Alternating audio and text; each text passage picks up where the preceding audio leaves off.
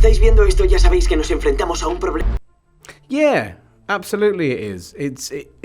It was important for the three of them because, you know, they're all at different stages of their life, and they're all bringing different backgrounds and different pain and different frustrations to that relationship. And in the case of Brian and Casey especially, they're very different people in every single way, but the thing that they have in common is they share this frustration that they know what they know to be true and nobody believes them.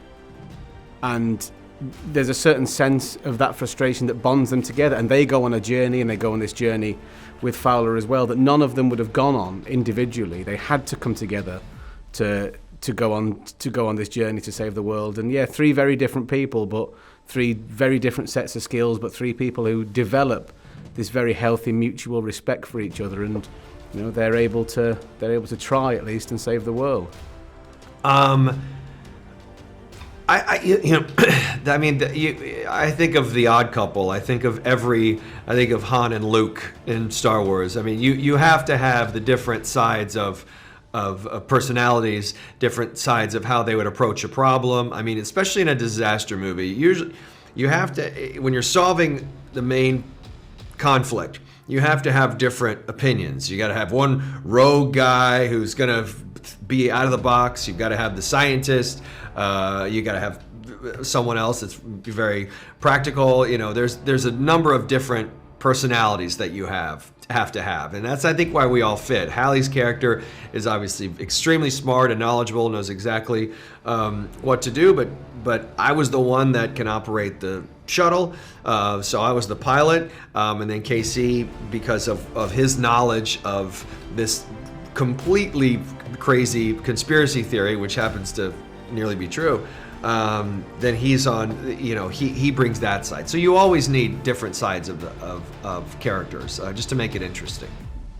It was tough. It was tough to work on our chemistry, really, because we shot this in the middle of COVID in Montreal, in Canada, and there were, you know, usually when you go away to work, there are restaurants and there are bars, and you socialize with each other and you get to develop a chemistry that way and a trust. But we didn't have any of that. We only ever saw each other on set, and we only ever saw each other without our masks on when we were filming the scene. But I think our chemistry came from, you know, knowing that we were trying to make a very ambitious movie in quite difficult circumstances, and we were there for each other, we supported each other, we were away from home at a tricky time, and we bonded together because of the difficulty of the situation and lent on each other for support. And yeah, we managed to get some really nice chemistry, and in the middle of such a difficult set of circumstances, really have some fun as well.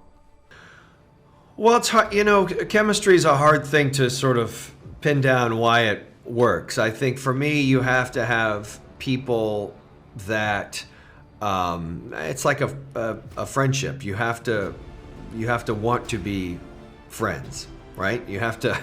Everybody has to come in with a positive attitude of wanting to work opposite someone. If somebody came in and was like, I'm just going to do my thing, then they're not going to have chemistry with the other person, because chemistry is whatever is between people. So we got very lucky that we all really got along, and we were also just happy to be there. Most of us, well, all of us, hadn't worked the entire, at least a year or so, because this was in the middle of the pandemic. So we were all just very fortunate to be, even though it was difficult being away from your families, we were happy to be working, honestly, on something that was fun. Yeah, I guess so.